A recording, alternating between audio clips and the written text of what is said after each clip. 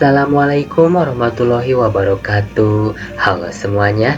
Pertama-tama mari kita panjatkan puji dan syukur kepada Tuhan Yang Maha Esa, Allah Subhanahu wa Ta'ala, karena telah memberikan rahmat dan juga hidayahnya yang berlimpah kepada kita semua, sehingga kita bisa berkumpul pada hari yang indah ini.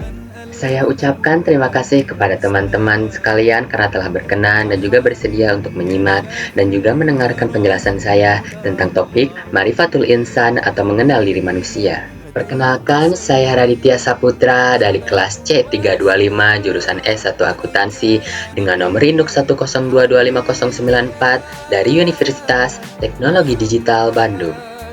Tujuan video ini adalah untuk mengupas tuntas satu konsep spiritual dan filosofis yang sangat penting, yaitu Ma'rifatul Insan atau mengenal diri manusia. Pertama-tama mari kita pahami apa itu Ma'rifatul Insan. Secara bahasa, Ma'rifatul Insan bisa diartikan sebagai mengenal diri manusia atau mengenal diri kita sendiri. Inilah jembatan untuk mengenal siapa sebenarnya diri kita sendiri dan juga mengenal siapa itu Tuhan.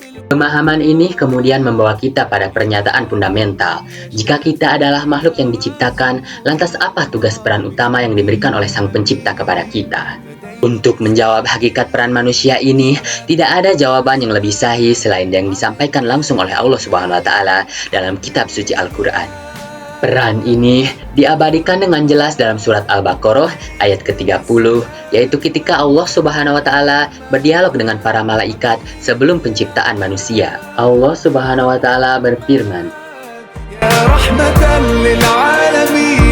A'udzu billahi minasyaitonir rajim. Bismillahirrahmanirrahim. Wa iz qala rabbuka lil malaikati inni ja'ilun fil ardi khalifah. Qalu ataj'alu fiha ma yufsidu fiha yasfikud dima. Wa nahnu nusabbihu bihamdika wa nuqaddisu lak. Qala inni alamu ma la ta'lamu. Shadaqallahul azim. Yang artinya, dan ingatlah ketika Tuhanmu berfirman kepada para malaikat, Aku hendak menjadikan khalifah di bumi. Mereka berkata, apakah engkau hendak menjadikan orang yang merusak dan menumpahkan darah di sana, sedangkan kami bertasbih memujimu dan menyucikan namamu? Dia berfirman, sungguh, aku mengetahui apa yang tidak kamu ketahui. Ayat ini adalah kunci utama. Melalui firman ini, jelaslah bahwa status utama manusia di muka bumi adalah sebagai khalifah fil ard, yaitu wakil atau pemimpin yang diamanahkan untuk mengelola bumi. Dalam ayat ini dijelaskan bahwa para malaikat terlihat ragu dengan keputusan Allah Subhanahu wa Ta'ala tentang menjadikan manusia sebagai khalifah di muka bumi. Mereka ragu tentang keputusan Allah Subhanahu wa Ta'ala untuk menjadikan manusia khalifah di bumi. Mereka melihat potensi besar bahwa manusia akan merusak dunia itu sendiri. Akan tetapi, Allah Subhanahu wa Ta'ala lebih mengetahui apa yang diketahui oleh makhluk ciptaannya. Tidak ada satupun keputusan Allah Subhanahu wa Ta'ala yang diputuskan secara semena-mena maupun secara sia-sia. Karena sejujurnya Allah Subhanahu wa Ta'ala lebih mengetahui apa yang diketahui oleh makhluk ciptaannya. Yang artinya, tujuan kita diciptakan memiliki dua dimensi yang tak terpisahkan. Pertama, sebagai hablum minallah, menjadi Abdullah atau hamba Allah dengan beribadah dan mengabdi sepenuhnya kepada Allah Subhanahu wa Ta'ala.